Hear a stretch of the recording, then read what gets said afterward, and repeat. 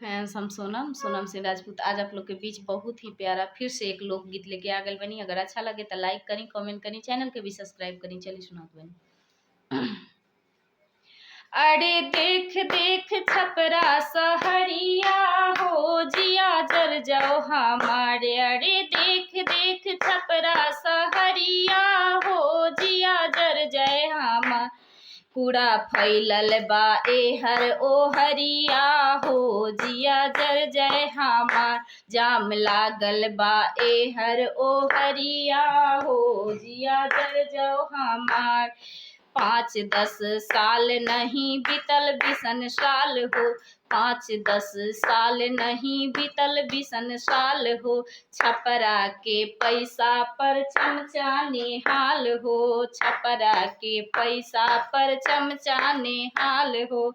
जनता दीही लोग ये पर ध्यानिया हो जिया जर जय हमार। जनता दीही लोग ये पर ध्यानिया हो जिया जर जय हमार।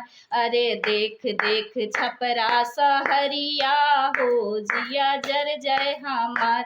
रे देख देख छपरा सहरिया हो जिया जर जय हमार। कूड़ा फैलल बा एहर हरिया हो जिया जर जय हमार। जाम लागल बा एहर ओ हरिया हो जी जर जय हमार। चमचा छुपाव है अपने अपन पोल हो। चमचा छुपाव है अपने अपन पोल हो। जनता के सामने बना है बकलोल हो। जनता के सामने बना है बकलोल हो। पानी सड़ेला रोड के किनरिया हो जिया जर जय हमार। पानी बहेला रोड के ऊपरिया हो जिया जर जाओ हमार। कूड़ा फैलल बा एहर ओहरिया हो जिया जर जय हमार। रे देख देख छपरा सहरिया हो जिया जर जय हमार। कूड़ा फैलल बा एहर ओहरिया हो जिया जर जय हमार। जाम लागल बा एहर ओहरिया हो जिया जर जय हमार। अरे किलीना छपरा के नहीं कवनो विकल्प हो। किलीना छपरा के कर जा संकल्प हो। किलीना छपरा के नहीं कवनो विकल्प हो। किलीना छपरा के कर जा विकल्प हो। स्मार्ट बने सौसे सहरिया हो जिया जर जाओ हमार।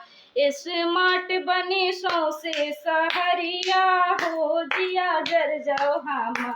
जाम लागल बा एहर ओहरिया हो जिया जर जाओ हमार। कूड़ा फैलल बा एहर ओहरिया हो जिया जर जाओ हमार।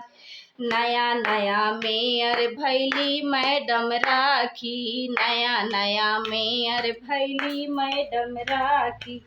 उनको से उम्मीद दादा कैसे के राखी। उनको से उम्मीद दादा कैसे के राखी।